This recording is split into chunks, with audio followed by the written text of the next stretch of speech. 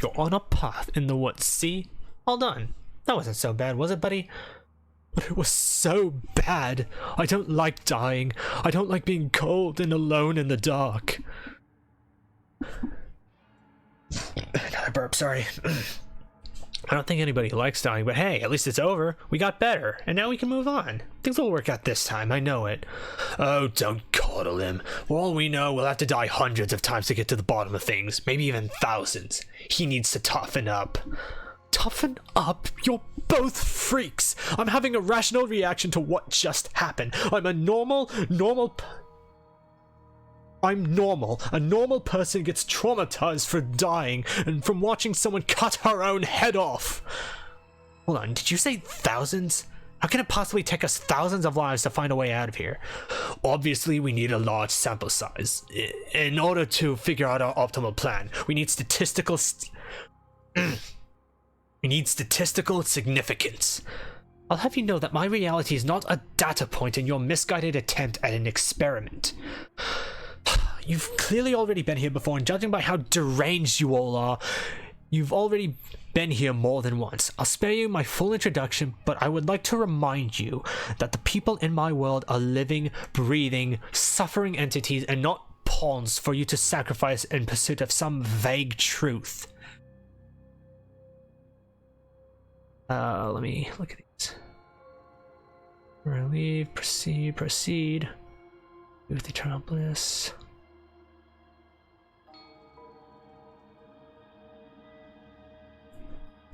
Should we talk about how we still have the blade? We've never started with the blade before. Huh, I hadn't actually noticed. Holding it's starting to feel natural, isn't it? Holding a weapon shouldn't feel so natural. It's proof that we're being guided by an unfeeling lunatic. We need to try talking to her. Oh, should we talk about our feelings? They'll get us nowhere, trust me. They're too easy for her to manipulate, too illogical. We can't puzzle our way out of things if we listen to our heart. I don't think I even need to comment on that. The sorry voice you are. This is strange. You're not supposed to start with the blade. It says right here that you're supposed to find it at the cabin. Oh well, I suppose that doesn't make much sense anyway. It's better if you start with the weapon, so this is probably for the best. Dead last time on the list. I'm not taking the blade again. Toss your blade into the woods. Are you serious? The blade is your implement. Hold on, Mama Laffy's calling.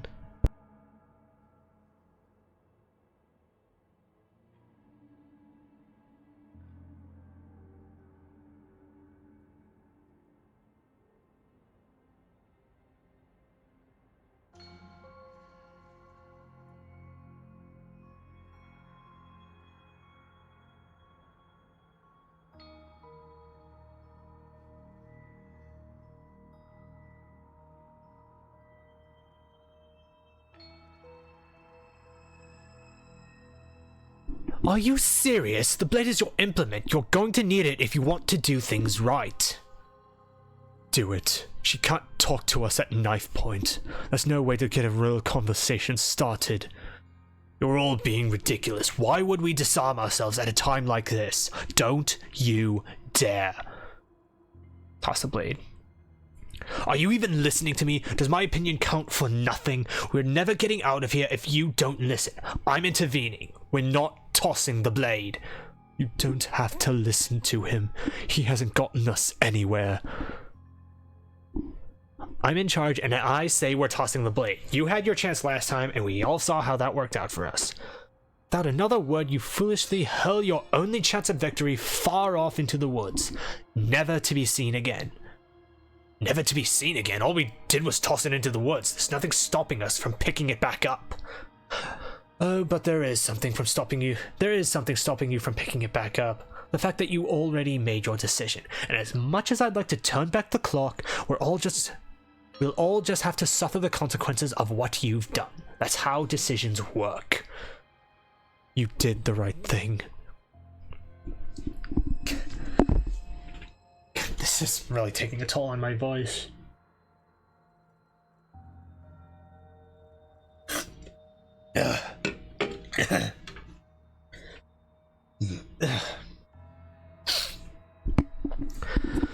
do the right thing.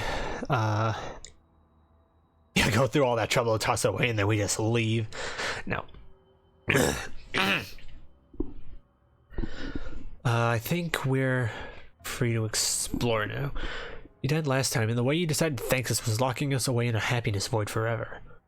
So I didn't mishear you earlier. That doesn't make any sense, though. She's not supposed to be suicidal. More importantly, if she did cut her own head off, why are you here? You shouldn't have died. You should be enjoying your reward. We weren't satisfied with your happy little prison. But it has happy right there in the name. It wasn't actually very happy. So what's done is done, and you're here now. There's no use arguing, just get to the cabin and settle this. Try not to kill yourself this time. No way out but through. Let's go see her. Silently proceed. Yeah, just in we go. You stand at the edge of the cliff. An abyss yawns beneath you. The empty and endless, the only path forward, a rusted metal bridge. The cabin looms on its far side. I think you already know what waits for you within. It's dreary, but of course it is. We're dreary, and so is she. There's nothing to find out here. Time to check in with the missus. I'm going to pretend you didn't just call her that.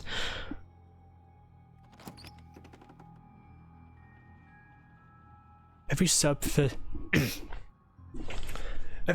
of the cabin is draped in chains, the air filled with the mock birdsong of metallic clinks.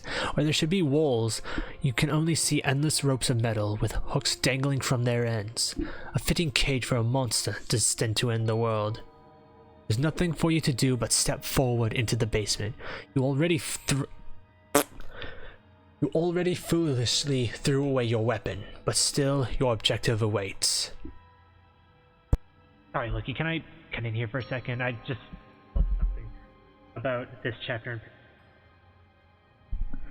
So in chapter 1, she says that this is an awkward start to a relationship. The prisoner chapter, he asks what our intentions with her are. And now in this chapter, the skeptic called her our missus. And this is a chapter about imprisonment. So I see where you're going with this, Lucy. That's actually really clever. The theme of this chapter is that she is our ball and chain. She is our wife. And that's all I'm going to say, because that theme will come back in a few minutes. Anyhow, how are we supposed to get to the basement? I don't see a way down. All I see is a mirror. What mirror? There is no mirror. The only thing of note here is the door to the basement. It doesn't matter. What are we going to do? Look at ourselves? I've had enough introspection. I want to see something else. I want to see her. But it does matter. It's obviously important. It has to be. Obviously, otherwise it wouldn't be there. I'm not going to waste time arguing with you. Just get to the basement, okay? The door's on the other side of the room. And I guess there's nowhere for us to go but forward. Approach the mirror. You step out onto the floor. Or what should have been a floor. Should have been? Yes, unfortunately. You realize too late that there is no floor beneath the metal. There's only a loose web of chains suspended over some unseen space. An unseen space that you are now rapidly plummeting through. She's bringing us back to her. Or we just happen to fall through an unstable floor. She's a prisoner here. How much agency do you think she has? More than you'd like, I'm sure. Your fall is suddenly painfully halted as rusty chains pull taut against your skin, their hooks digging into your muscle. You find yourself suspended in what appears to be a vast, dark space, glinting of yet more chains merely hinting at its full dimensions. You dangle a few feet off the bare concrete floor. If the princess lives here, slaying her would probably be doing her a favor. As your eyes adjust to your new surroundings, you must... As your eyes adjust to your new surroundings, you make out a figure standing in the gloom, obscured by shadow. She watches you with the stillness of the grave. Easy now. We don't know what sort of situation we're dealing with. We should let her make the first move. Let observation give us an advantage.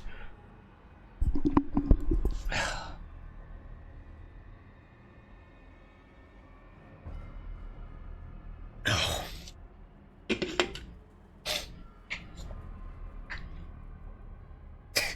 Look, he's cracking his knuckles as if there's some kind of quick time event coming.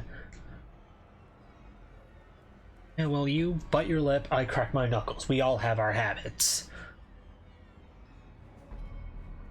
Fuck. I've lost my train of thought. I've just completely blanked on what I was thinking about. You need me to take over? No, I don't need you to take over. I'm fine. Yeah. Hey, I'm...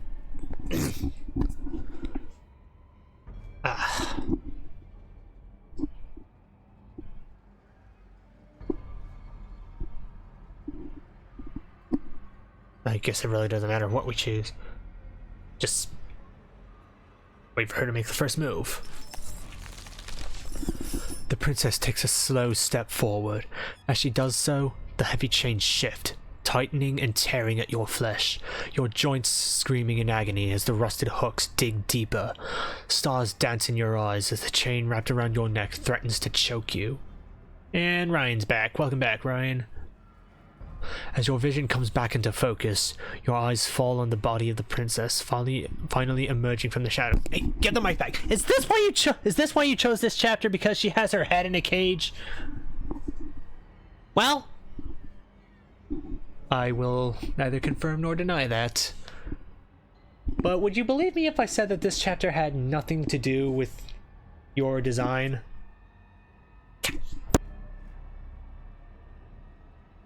No, I would not, because this is really a glaring similarity you've painted.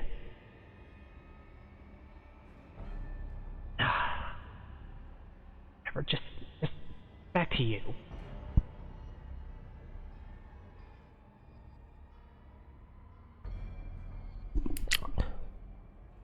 The body of a princess is a weird way to describe a person. It's only accurate.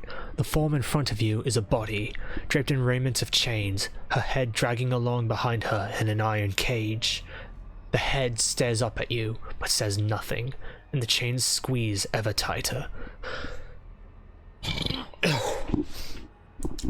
So much for talking it out. Doesn't seem like she's too interested, does it?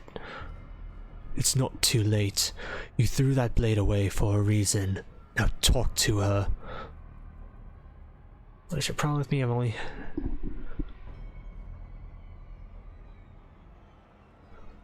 Look, I didn't even bring a knife. I just wanted to talk to you. Okay, back over to you.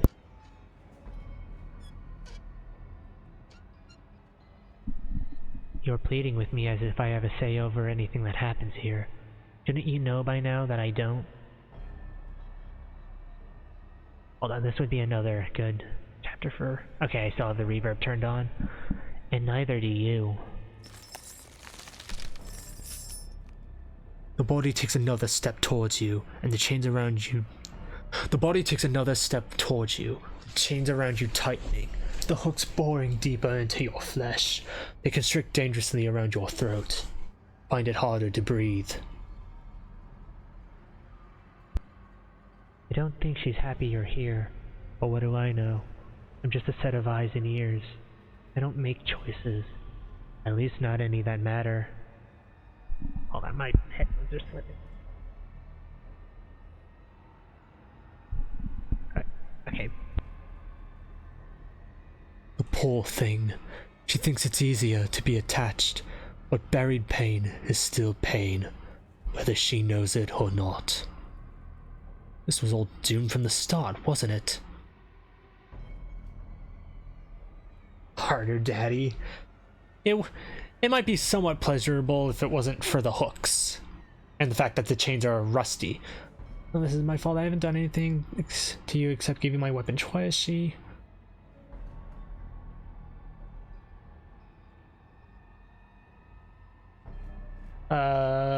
The first one. No, this is my fault. Well, yeah, because we're trying to reason with her. None of this is my fault. I haven't done anything to you except give you my weapon. Twice. And when the time comes, you'll give it to me again. And then she'll do something horrible with it. I wonder what it'll be this time. Everything we witness is just another shade of the same endless cycle. I wake up in chains. The body steps forward. Your bindings tighten again.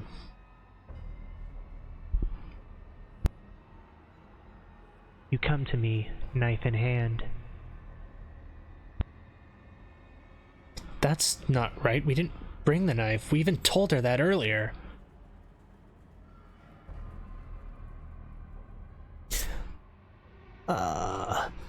Yes, I read I bring you the knife. What do you think it is? You clearly weren't listening to me because I told you I threw the knife away.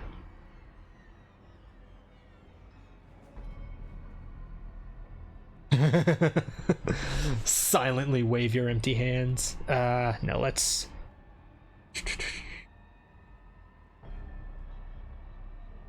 Now let's be dramatic. There's no grand scheme guiding us along a predetermined path. We're both agents of chaos who make our own choices, and this time I chose to talk to you, unarmed. But that's not right. That's not the reality I've been looking at. You shouldn't have been able to do that. The body marching towards you comes to a lurching stop. Ah, you stopped. What is that supposed to mean?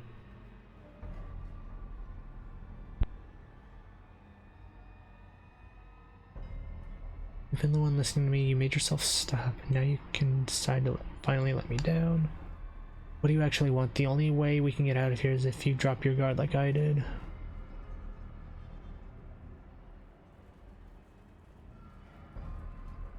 Second one. You make it sound easy. You make it sound so easy, but it can't be that easy. Not after all that violent repetition. Oh.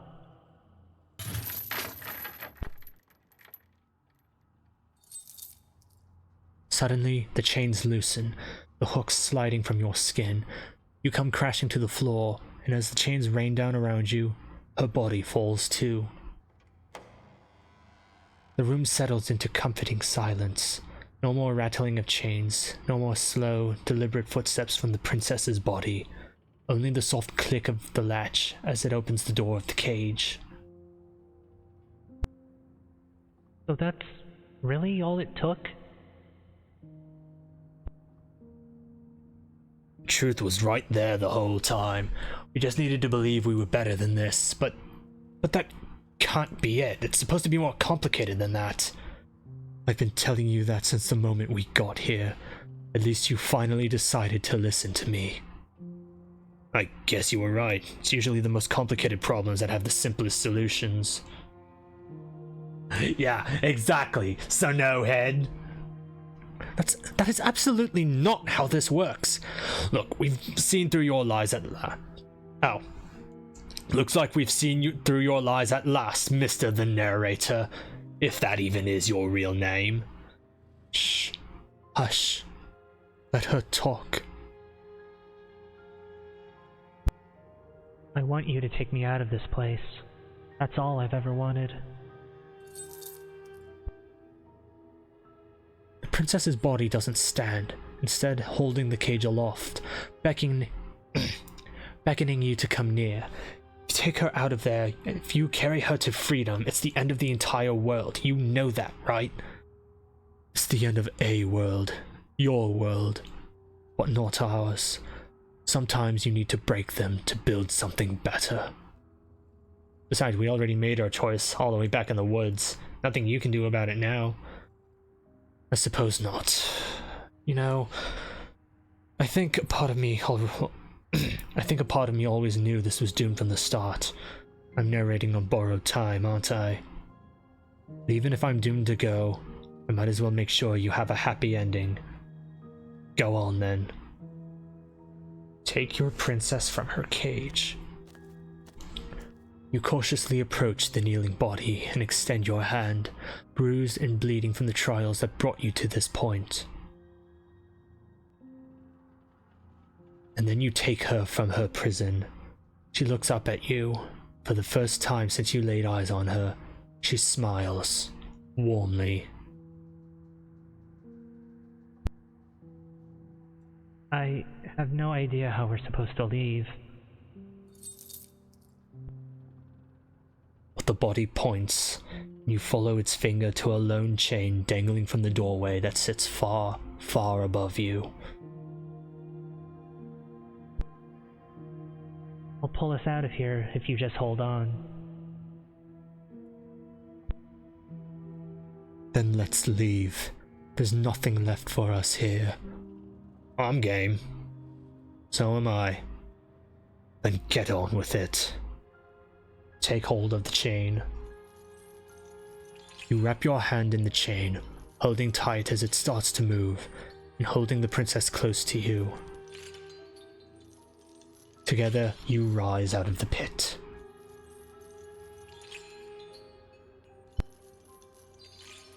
I'm sorry if I made this harder than it had to be.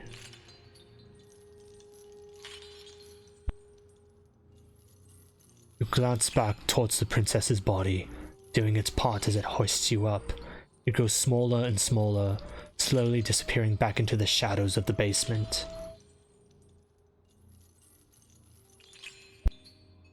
No, that's not right. There shouldn't be an if. I'm sorry. I made this harder than it had to be. Maybe she has a point in a way. Our bodies don't matter. We're almost there. I can smell the night air. She sacrificed a lot to get here. More than we did, I think. And then the chain stops its descent, depositing you safely in the cabin doorway. I guess you never closed it behind you. Well, there's only one thing left for you to do. Ellie? You know, it's funny. All this talk about free will, and I feel like I'm locked into this outcome. I mean, what's the alternative? Dropping me to prove a point? Huh. I hadn't even considered that. Should it be an option? Can it be an option? No, it's not an option. We're not cruel for the sake of being cruel. I'm joking, by the way. Please don't drop me. It would certainly be a new data point. Probably wouldn't work anyways, and it'd make that perfectly good blade you threw out completely meaningless. Now we're maybe on the next one, but for this one we're just gonna take her with us. And you step into a world ended by your hand. What a travesty. Goodbye. It's been awful. Is he still there? I think he's gone. Yes, he is. Which means we're finally free, I think. Thank you so much. I didn't think this was possible, but here we are. A little cold out here, isn't it? Ah, she said the C word and off she goes.